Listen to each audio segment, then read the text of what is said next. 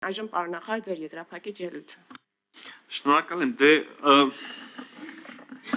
շնորհակալ եմ շոյված գնահատանքի խոսքերից եւ աջակցությունից մեր քաղաքական գծի։ Ես իհարկե չեմ կարող մի քիչ հետ եմ սովորել տենց ամբողջական մեծ եւ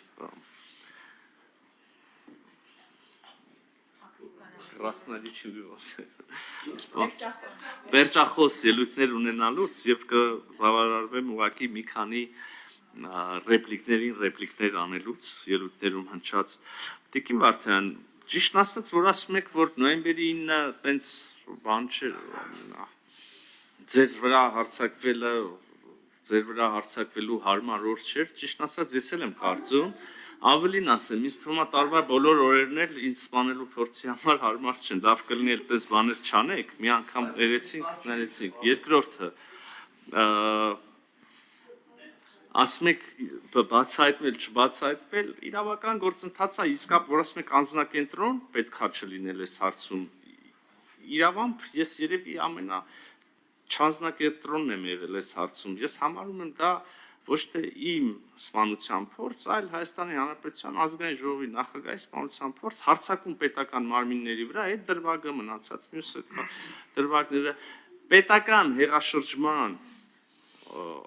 նպատակով, բռնություններով օրինականորեն ընտրված իշխանությունից հեռացնելու փորձ, դա պիտի արժանանա, այո, իրավական գնահատականի, դա պիտի գրվի պատմության դասագրքերում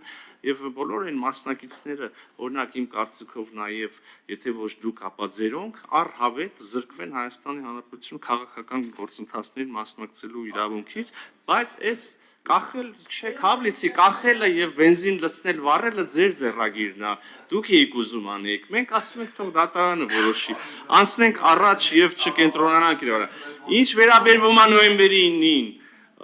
ուզում եմ մի անգամ էլ մի պարադոքսի մասին հիշացնեմ եւ ձեզ հռետորական ամենևին պատասխան չակնկալող հարց ուղղեմ, բայց ես էլ երևի պիտի արծարծվի ինչ որ հարթակներում։ Նոյեմբերի 9-ը որ դուք ասում եք աղետ էր, դա մի սարսափելի բան էր ունեցավ Հայաստանում, հիշեցնեմ, դա զինադադարի հայտարարությունն էր, հա։ Ես տենց էլ չհասկացա այս քաղաքական ուժը, որ հիմա մեր հետ է սեղանի շուրջ նստած է եւ բանան, այդ նոյեմբերի 9-ը կստորագրեր, թե չէ, եթե դա աղետ էր, հետո ինչի είναι տենց կպած պաշտպանում, որ այդ աղետի մեջ գրված, թղթի մեջ գրված բաները կուրությամբ եւ անպայմանորեն մենք անեն, որ ձեր ասած երաշխավորը անպայման երաշխավորելու գործիքները ունենա։